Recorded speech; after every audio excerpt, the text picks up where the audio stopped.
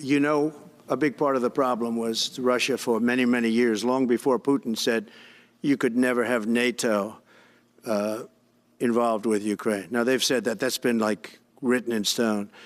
And somewhere along the line, Biden said, no, they should be able to join NATO. Well, then Russia has somebody right on their doorstep, and I could understand their feeling about that. And will, to the best of my ability, preserve, protect, and defend preserve, protect, and defend the Constitution of the United States. the Constitution of the United States. So help me God. So help me God. Congratulations, Mr. President.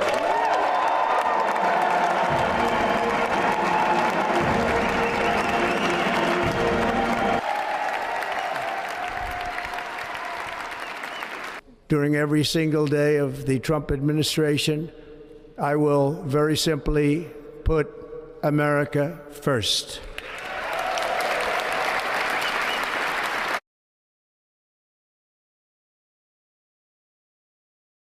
С нынешним президентом США не могу не согласиться с ним в том, что если бы он был президентом, если бы у него в 2020 году не украли победу,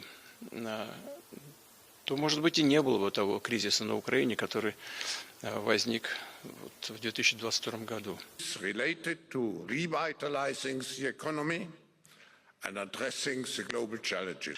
One thing very important, I really would like to be able to meet with President Putin soon and get that war ended. And that's not from the standpoint of economy or anything else. It's from the standpoint of millions of lives are being wasted. But no, I would very much like to help out. One of the things we're looking at with President Zelensky is having the security of their assets. They have assets underground, rare earth and other things, but primarily rare earth. We had a very good talk with, people didn't really know what President Putin's thoughts were, but I think I can say with great confidence he wants to see it ended also. That's good. And we're going to work toward getting it ended and as fast as possible.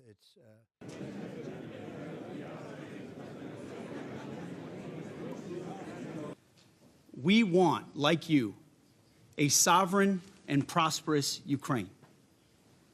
But we must start by recognizing that returning to Ukraine's pre-2014 borders is an unrealistic objective. Chasing this illusionary goal will only prolong the war and cause more suffering. A durable peace for Ukraine must include robust security guarantees to ensure that the war will not begin again. Так или иначе, конечно же, Украина будет участвовать в переговорах. Конечно же, будет и двусторонний российско-американский трек этого диалога, и трек, который, конечно же, будет связан с вовлеченностью Украины.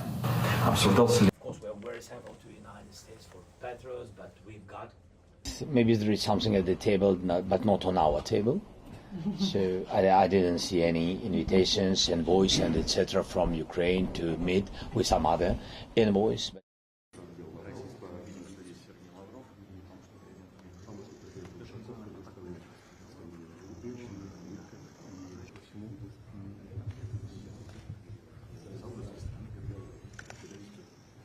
And I've been saying that we're going to do what we have to do. And I think I have the power to end this war. And I think it's going very well. But today I heard, oh, well, we weren't invited. Well, you've been there for 3 years. You should have ended it 3 years. You should have never started it. You could have made a deal. I could have made a deal for Ukraine that would have given them almost all of the land, everything, almost all of the land, and no people would have been killed, and no city would have been demolished, and not one dome would have been knocked down. Well, we have a situation where we haven't had elections in Ukraine, where we have martial law, essentially martial law in Ukraine, where the leader in Ukraine, I mean, I hate to say it, but he's down at 4% approval rating. Ну, тобто, на жаль, президент Трамп з великою повагою до нього відносимося як до лідера народу, який ми дуже поважаємо, американський народ, який нас постійно підтримує. На жаль, живе в цьому дезінформаційному просторі.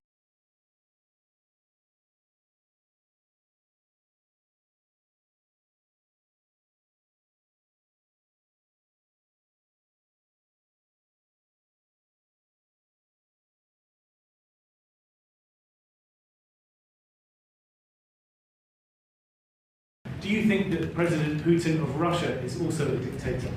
I think that President Putin and President Zelensky are going to have to get together because you know what? We want to stop killing millions of people. $200 billion more than Europe, and Europe's money is guaranteed. Europe has failed to bring peace, and Zelensky probably maybe he wants to keep the gravy train going. I don't know what's the problem, but he hasn't been able. He's very upset that he wasn't invited. He could have come if he wanted to, but that he wasn't invited to Saudi Arabia. But he's been working for 3 years. There's never been even meetings or phone calls to stop this war. It's a horrible thing. Спасибо большое. Это очень актуальный вопрос. И я президент Трамп, если говорить о заявлениях, вы упомянули расширение НАТО, он первый, да и пока, по-моему, единственный из западных лидеров, кто публично и громко сказал, что одной из первопричин украинской ситуации явилась нахрапистая линия предыдущей администрации по втягиванию Украины в НАТО. Такого никто из западных лидеров никогда не произносил. А он несколько раз эту мысль провел. Это уже сигнал, что... Но главное встречаться, слушать и слышать.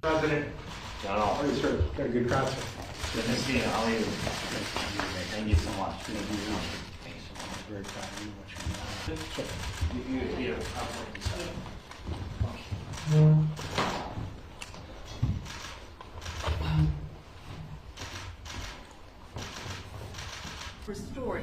As President Trump said, there won't be any more problems. We've seen Europe is loaning the money to Ukraine. They get their money back.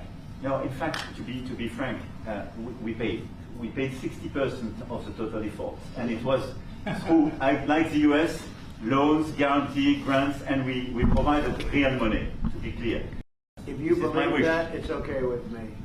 Mr. President, if they get their money back, we don't, and now we do. But you know that's only fair. Mr. President, will allow a truce to take place, verification of that truce, and then a peace agreement. Так, ви можете тут подивитись. Так, от дивіться, що відбувається. Дивіться. Ви знаєте, там металургійна галузь дуже розвинута була, а потім вони все підірвали. Ну, ціни цьому реально немає. Ну, тобто, це великі гроші, дуже великі. І тому це треба захищати. І тому, якщо ми говоримо про діл, те, що хочуть американці, ну, так давайте діл. Ми тільки за. Давайте діл. Немає. Ну, тобто, це великі гроші, дуже великі. І тому це треба захищати.